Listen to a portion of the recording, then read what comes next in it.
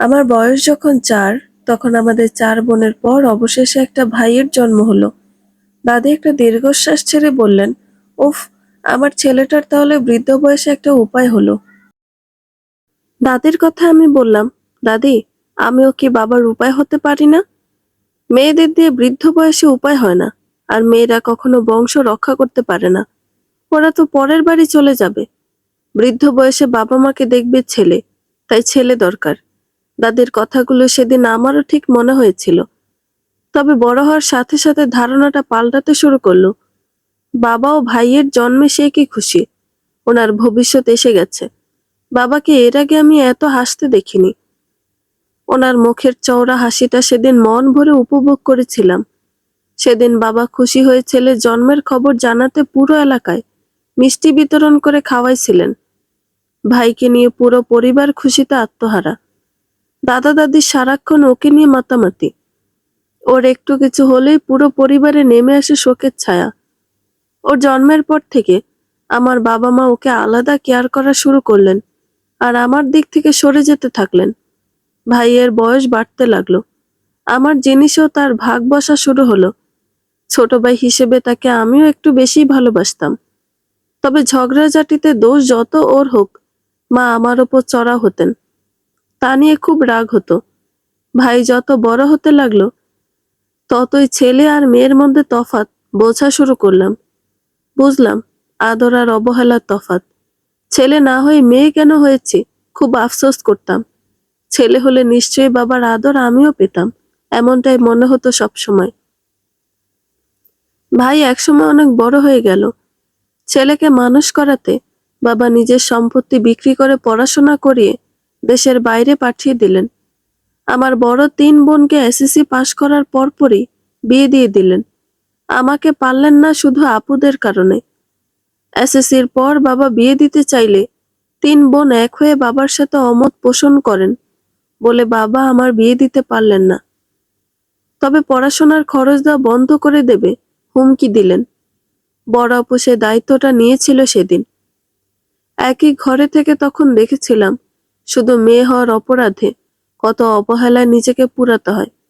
ভাইয়ের জন্য সপ্তাহে একজোড়া কাপড় আনলে আমি মাসে চাইলেও বাবার কড়া জবাব ছিল, মেয়েদের এত পোশাকের কি দরকার? ছেলেরা তো ঘরের বাইরে যায়, তাদের তাই দরকার। আর তুমি মেয়ে, ঘরের বাইরে বেরোতে হয় না, তোমার এত কাপড় দরকার কিসে?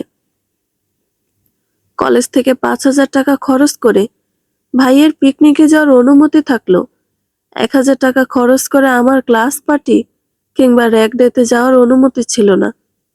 তখন ইগোটা সবচেয়ে বেশি কাজ করেছিল। একদিন বাবাকে ঠিক এর জবাব দেব, বুঝিয়ে দেব। বংশ রক্ষা বলে কোনো কথা নেই। কথা নেই ছেলে বৃদ্ধ বয়সে বাবার উপায় হবে বলে। মেয়েরাও চাইলে সব করতে পারে। আর ছেলে হোক মেয়ে হোক, মানুষের মতো মানুষ না হলে ছেলেও বাবার হয় না, মেয়েও না। জায়গা হয় বৃদ্ধাশ্রম, না হয় দিন কাটে খুব কষ্টে। যাই হোক, সেসব পুরনো কথা। বাবার অবাধ্য মেয়ে হয়ে বোনদের ভরসায় ভার্সিটি থেকে গ্রাজুয়েশন শেষ করে বিয়ে করেছি ৩ বছর হলো। চাকরিও করি ভালো, মাইনে ৫০,০০০। বিয়ের পর থেকে এখন আমি ৩টি পরিবার সামলাই। বাবা মার পরিবার, শ্বশুর বাড়ির পরিবার, আর আমার বড় বোনটা, যে বোনটা স্বামীর মৃত্যুর পরে গার্মেন্টসে কাজ করে আমার পড়াশোনার দায়িত্বটা নিয়েছিল। এখন তার ২টো মেয়ের পড়াশোনার দায়িত্বটা আমার। শ্বশুর বাড়ির একমাত্র ছেলের বউ বলে শ্বশুর শাশুড়িকেও দায়িত্ব নিয়ে সামলাতে হয়। ওইদিকে বাবার বাড়িতে যে ভাইকে বাবা সমস্ত সম্পত্তি বিক্রি করে স্কলারশিপ নিয়ে দিয়ে আমেরিকা মানুষ হতে পাঠিয়েছিলেন, আর দেশে ফিরলে ছেলের বিয়ে দিয়ে বংশ রক্ষা করবে ভেবেছিলেন, সে ভাই আর ফেরেনি। ওখানে নাকি বিয়ে করে ওদেশে স্থায়ী হয়ে গেছে। যে বাবা বলেছিল মেয়েদের এত পড়াশোনা করে কি লাভ, সে তো পরের বাড়িতে চলে যাবে, তার এত পড়াশোনা করা কেন দরকার? সে বাবা আমাকে রোজ বলে, তুই যদি পড়াশোনাটা না করতিস তাহলে আমাদের কি হাল হতো বলতো?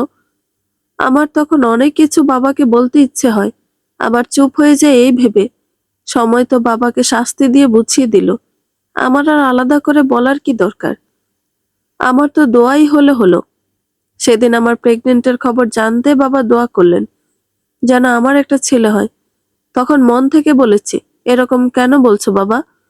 এখন তো প্রমাণ হলো ছেলেদের মতো করে মেয়েরাও বাবা মায়ের দায়িত্ব নিতে জানে।